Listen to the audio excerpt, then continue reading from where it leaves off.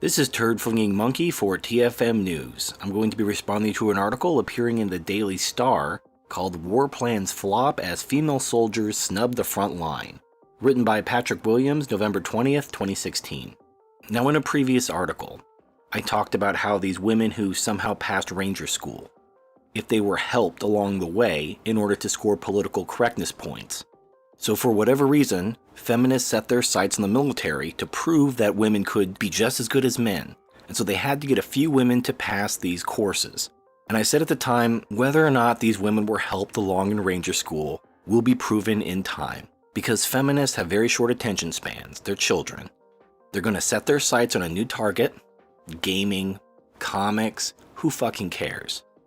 They're going to set their sights on a new target, and they're going to move on. And as soon as the military isn't their primary target, as soon as the feminists and the politicians have moved on to their next target, women are going to stop passing. You're not going to see these women going into these units because they've already gotten their little notch on their belt. They've already patted themselves on the back, and now things return to normal. There's a second aspect to this story. Women don't really want to go to war. They want to prove themselves that they're just as good as the boys, but they don't want to go to war. I served 8 years. I saw women getting pregnant to get out of a deployment, fuck whoever they had to get put into a cushy position, all the fucking time. And the question invariably comes, why did they go in the military if they didn't actually want to do what the military does? And like my previous article about the fighter pilot who decided that she didn't want to be a fighter pilot once she realized that she would have to kill people, it boggles the mind how these girls join the military and then don't want to actually do what the military does when the time comes. And the conclusion that I've drawn is that women join the military to marry a military man. It's the same reason why women go to college and major in bullshit. They're not thinking about their career.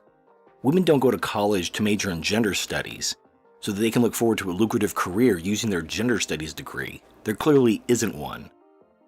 They major in gender studies just to get into college, so they can meet college guys who are going to make money with a lucrative career, and just so they can get married and get taken care of. And the same thing with these women going into the military. They don't want to go into the infantry. They want to push paper.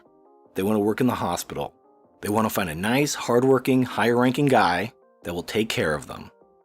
And with all that being said, let us now get into this article. It begins, quote, "Thousands were offered the chance of joining the Royal Armored Corps. The first combat unit opened up to women earlier this year, but just a few took up the offer to join Challenger tank crews, according to the Ministry of Defense figures released following a Freedom of Information request. Before being allowed to go to war in a tank, any female soldiers who apply must pass a grueling armored warfare course. If successful, they could be serving on the front line in military operations by next year. But Colonel Richard Kemp, a former commander of British troops in Afghanistan, said letting women into the infantry was a waste of taxpayers' cash. He said, quote, "It is no surprise that very few women want to volunteer to serve as tank crews. The same will go for the infantry. After dropouts and test failures, the numbers will be negligible.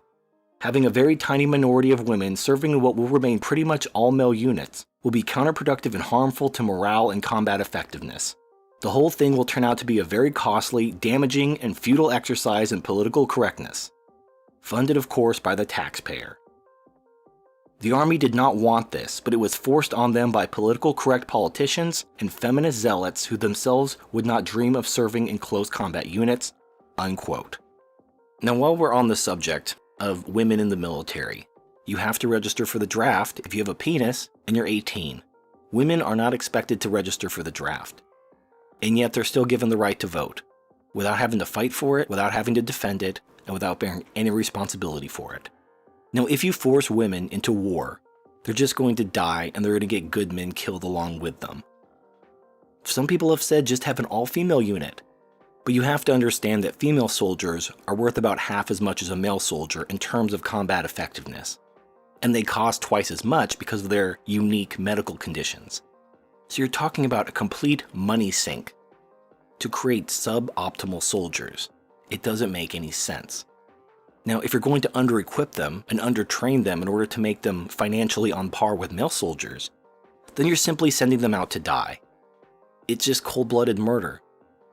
The solution isn't to force women to be responsible. It can't be done. They're not physically, mentally, or emotionally capable of bearing the responsibility that men have to bear. We simply need to abandon equality. Instead, to have a society based on justice, freedom, and balance. This is Turd Flinging Monkey, signing off.